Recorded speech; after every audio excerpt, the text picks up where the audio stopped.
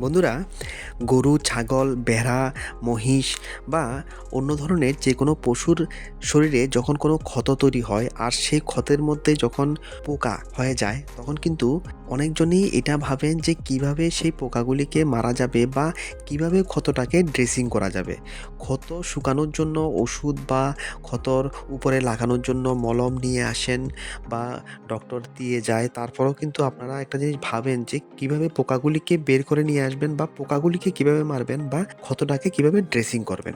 তো এইজন্যই আজকে যে ওষুধটি সম্বন্ধে বলছি, সে ওষুধটি এই কাজের জন্যই ব্যবহৃত হয়। আর সেই ওষুধটি হচ্ছে গিয়ে সাফ অয়েল। সাফ অয়েল এই ওষুধটি মার্কেটিং করে লেজেন্ড রেমিডিস প্রাইভেট লিমিটেড এই কোম্পানি। আর এই সাফ অয়েলটি হচ্ছে multi action skin dressing oil.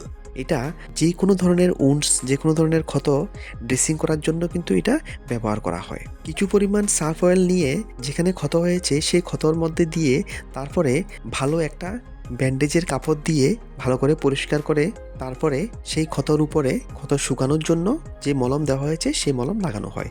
এখন সার্ফ অয়েল যখন আপনি কোনো ক্ষতর উপরে ব্যবহার করবেন বা ড্রেসিং করতে যাবেন, তখন সার্ফ অয়েল দেওয়ার পরে সার্ফ অয়েলের মধ্যে এমন এমন উপাদান আছে যে উপাদানগুলির কাজ হচ্ছে গিয়ে ক্ষতর মধ্যে থাকা পোকাগুলিকে মেরে ফেলা বা পোকাগুলি তখন অটোমেটিকলি ক্ষতর থেকে বেরিয়ে আসবে। আর যখন পোকা ক্ষতর থেকে বেরিয়ে আসে বা পোকাগুলি যখন মরে যায়, তখন কিন্তু আপনি যে ওষুধ ব্যবহার করবেন ক্ষতটা শুকানোর জন্য, সেই ওষুধের গুণাবলী বা ওই ওষুধের অ্যাকশন আরও অনেক গুণ বেড়ে যায় এবং ক্ষত খুব তাড়াতাড়ি শুকাতে শুরু করে। সাফ অয়েলের মেন উপকারটাই এটা এবং এই কাজের জন্যই এটা ব্যবহৃত হয়। এই জন্যই ভেটেরিনারি ডক্টর এই ওষুধটা ব্যবহার করে বা প্রেসক্রাইব করে। বন্ধুরা, এটা কিন্তু একটা আয়ুর্বেদিক ভেটেরিনারি মেডিসিন, যেটা শুধুমাত্র অ্যানিম্যাল স্কিন ড্রেসিং অয়েল হিসাবে ব্যবহৃত হয়। এটা কিন্তু মানুষের জন্য ব্যবহৃত হয় না।